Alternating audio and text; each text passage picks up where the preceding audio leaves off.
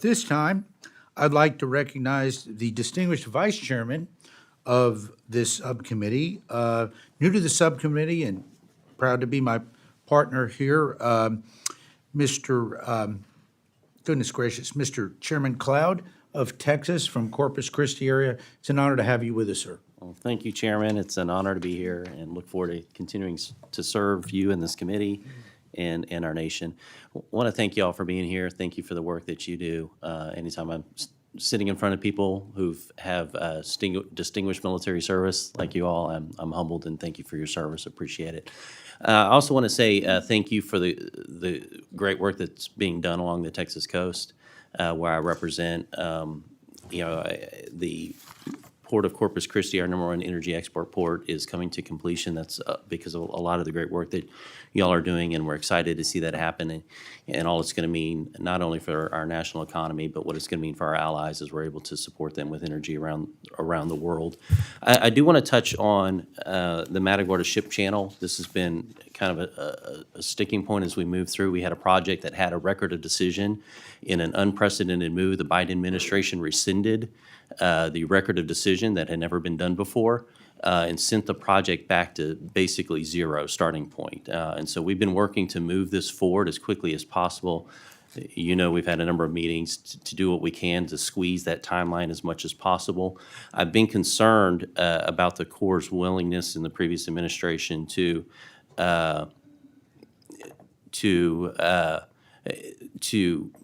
I'm trying to think of a polite way to say this, but to acquiesce to certain environmentalist groups who've looked to put roadblocks, their stated position is to kill the project. I understand we want to build and we want to do it reliably and responsibly and those kind of things. But when your stated objective is to put every sort of hindrance into the project in an effort to kill it, I get very concerned about that. And so we've seen this timeline continue to slip, and in light of President Trump's new executive order, which, you know, it's a dozen pages or so I won't read it all, but he talks about the importance of speed. Burdensome, ideological, motivated regulations have impeded the development of our natural resources. He talks about the natural interest to unleash America's affordability and reliable energy and natural resources. And he goes on, and he basically says, we need to find a way to expedite this going forward. And you, being in the Army, know that we're in a massive competition globally, and especially with China, and they seem to be able to build things quicker than we can. And so I'd like to know what we can do to move this project forward very quickly and efficiently going forward. I was concerned, again, as we're looking at delays in this project, that there was a Justice 40 seminar that the Corps took time to spend time on that day. Meanwhile, we have projects not moving forward. And so I'd like to have some sort of confidence on what we can do to speedline this timeline in light of President Trump's new executive order. Sir, if you don't mind, I'll take that one. Thank you, sir. Good to see you again. So Matagorda is one where we did get the engineering wrong. You and I discussed that when we met the last time. So as we look forward, we've actually are just wrapping up the supplemental EIS, the environmental impact statement for that area. When we had to place the dredge material, we need to look through it. We look very good on that. I just actually signed a validation review of the path forward. We believe, I believe, that in November of '25, we'll be able to release, so this November, release for public comment the report with a post-authorization change request the following year, November of '26, which would allow to understand the full cost of that project. For going forward, we absolutely remained committed to monitoring and holding ourselves accountable.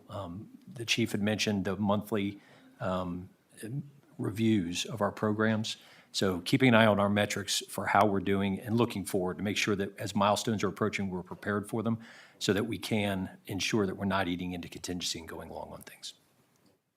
One other question I had on this particular project too is the BCR has been an issue, benefit cost ratio, which normally I'm for. I'm a fiscal hawk, and so I always want us to have a taxpayer good ROI on this. This is one where we have a non-federal sponsor willing to pay for almost the whole project, and yet there has been no sort of allowance made for that or consideration for that in our conversations, despite my many efforts to bring kind of common sense to this equation.